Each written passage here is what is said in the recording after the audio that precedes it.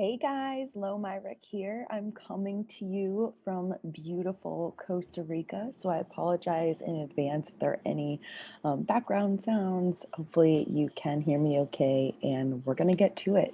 So today's topic is positive thinking. A lot of people think, being an optimist or being positive all the time is a negative thing, and I would argue that it's not. And I think you can also be realistically optimistic, right? So you're grounded in reality, but you still have a positive outlook on what could happen. I'm going to talk you through some things that you can do, very practical things that you can apply to your life to start incorporating these things into your life. And yeah, just share with you some tips and tricks and some fun stuff. So I'm going to go ahead and share my screen.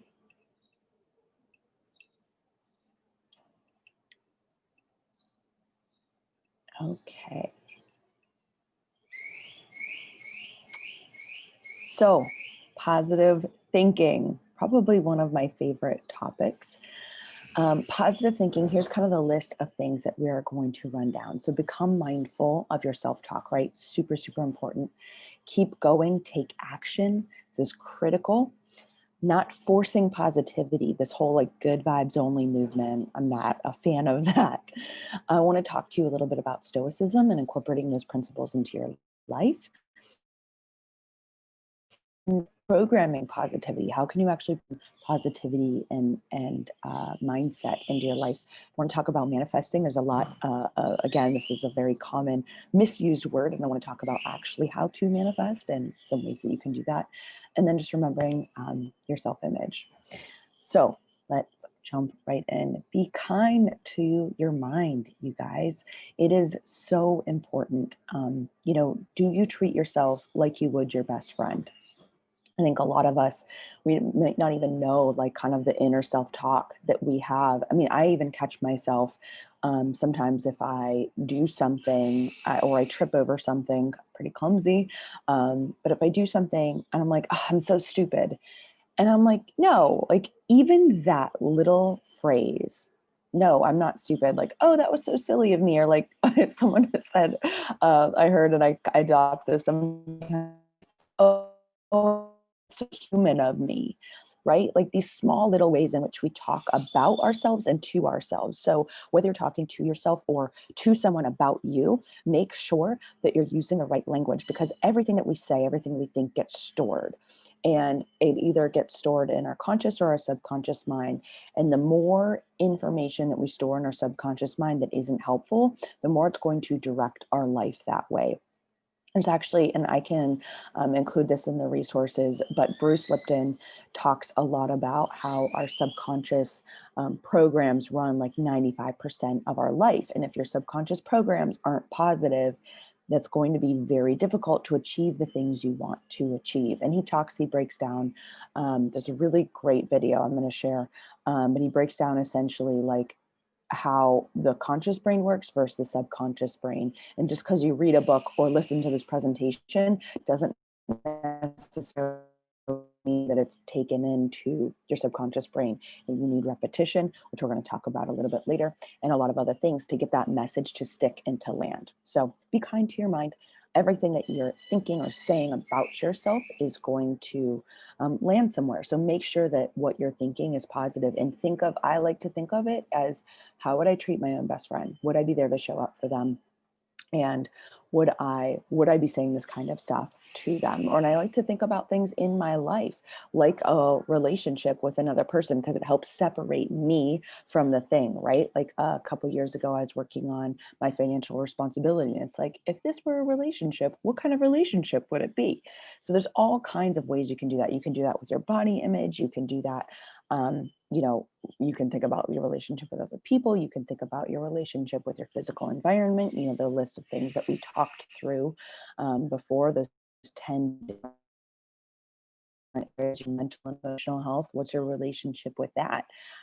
Is it a great relationship, or is it one where you're like, ooh, like we got to do some damage control here? That's okay. We're all learning, we're all growing, we're all getting better all the time. Okay, I love this slide so much. When a child learns to walk and falls down 50 times, he never thinks, oh, maybe this isn't for me, right? But how often do we try something new, or we're trying to do something new and we fail, or we try for a week and we're like, oh, this is too hard. Like, I'm going to give up. What? Like, that's crazy. Um, Definitely give yourself some more grace and also just keep going, keep trying new things. There's no, um, there's not a lot of things that you can fail at. It's like just keep trying. You don't have to give up.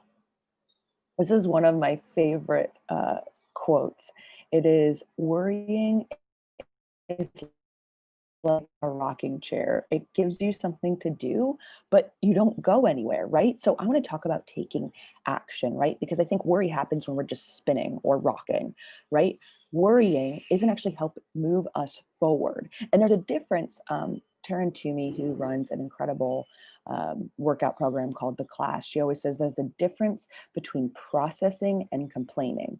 So complaining is kind of like worrying, right? You're just spinning your wheels. Processing is very different. It's trying to understand what's going on so that you can move forward through the thing, not just sit in the thing. I saw another quote that's about like complaining and worrying. Like, if you tell more than 3 people, you just want attention. You don't actually want to solve the problem. So good things to keep in mind. And we're going to move into some ways that we can take action. But I do want to touch on this whole like, vibes only, saying like, oh, you can't worry, you can't complain. Like, these things, there's a time and a space for them, and it's like, okay, I need to get this out, this sucks, or whatever is happening, like I can process it, right, in a healthy way. But it's not like, oh, like I'm gonna try to teach you to be positive all the time. um, this is really detrimental. I think this whole like, oh, you have to be positive all the time, or like just suck it up, you'll be okay.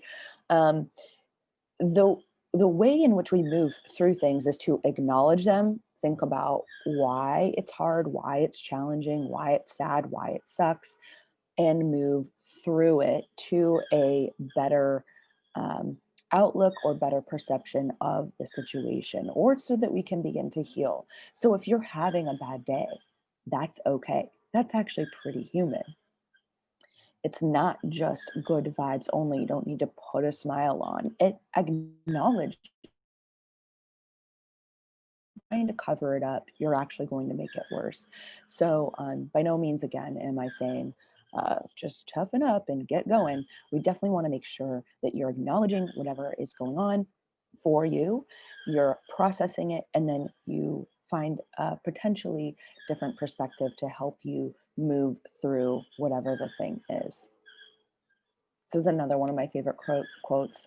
The strongest people aren't the people who always win, but the people who don't give up when they lose, right? That kind of comes back to the kid, right? And it comes back to the whole like good vibes only thing. It's not about not losing. Like, it's just about reframing failure, right? The word failure to me is kind of a funny word, because I'm like, listen, most things that we think we fail at is actually something that you can learn from if you take it in the right way, right? Like, that's being like punched and you get knocked down and you're going to get up.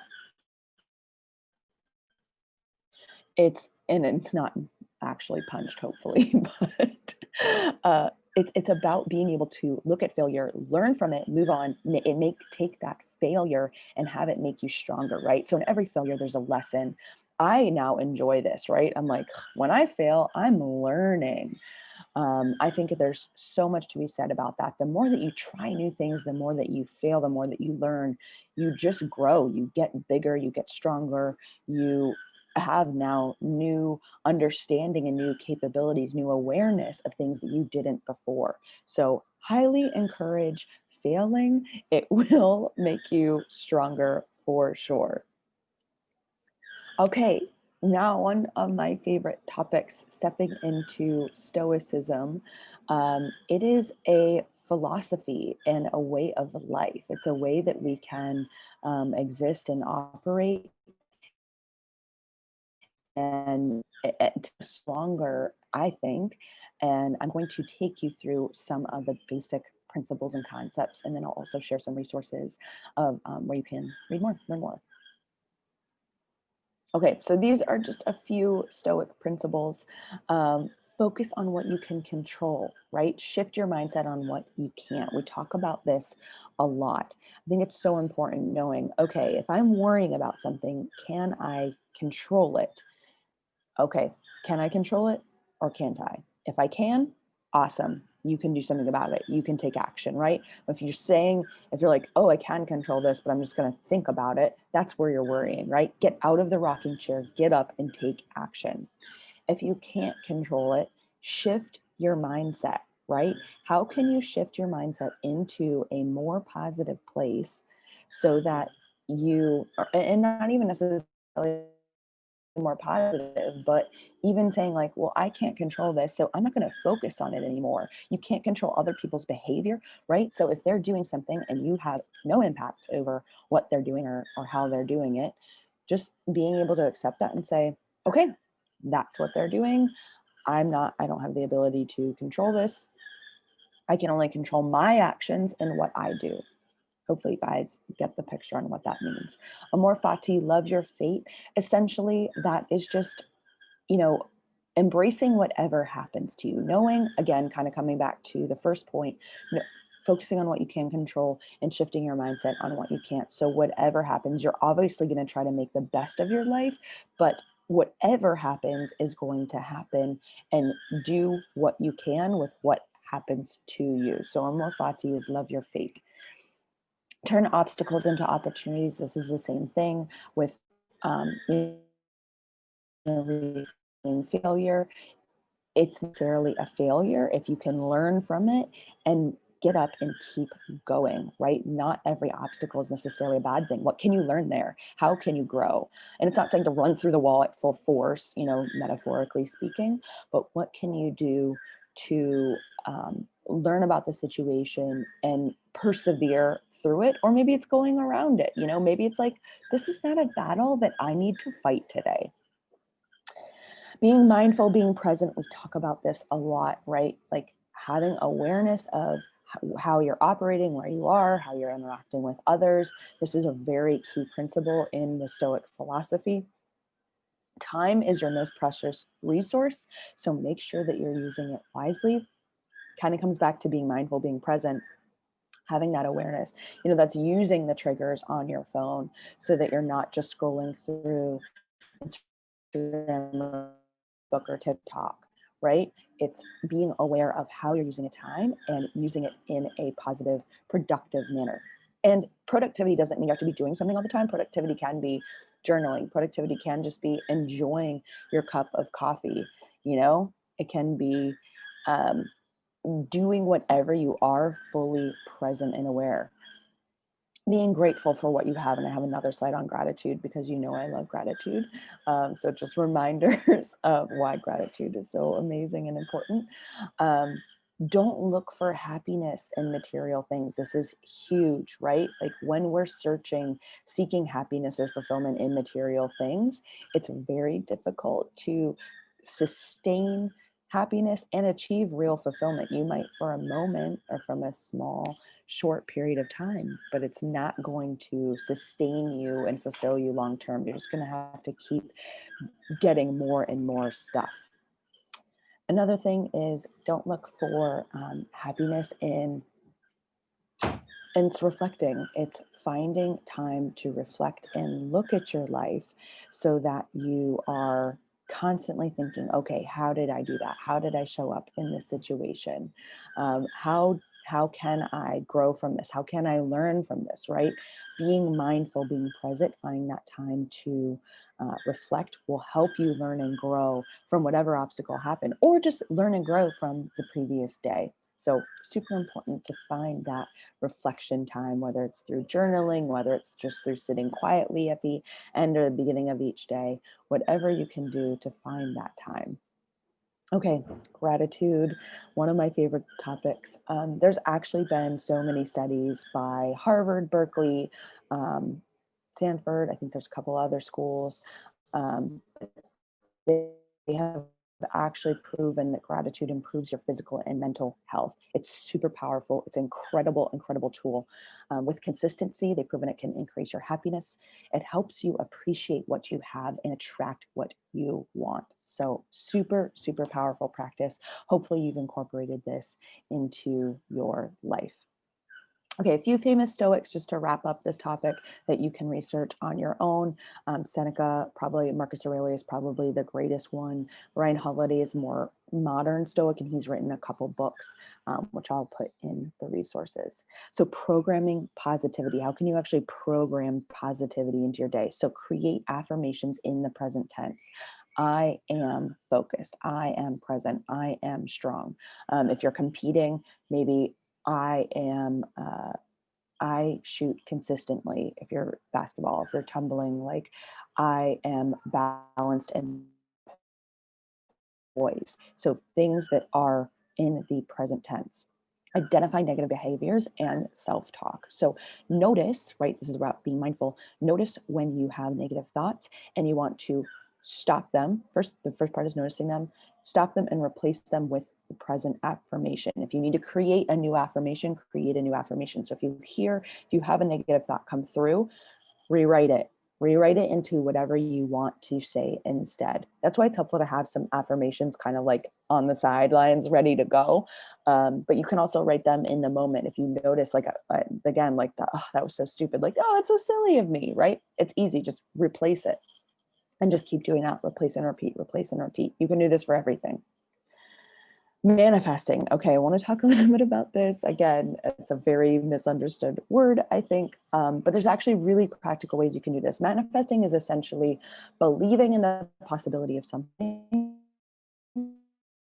and believing in it so strongly that you act as if it's already happening, right? So again, this is a very quick guide. So believing in the possibility that a thing can occur. If you're like, oh, there's no way I'm going to get that job. There's no way I'm going to make the varsity team. There's no way I'm going to be able to start. Well, then of course, there's no way.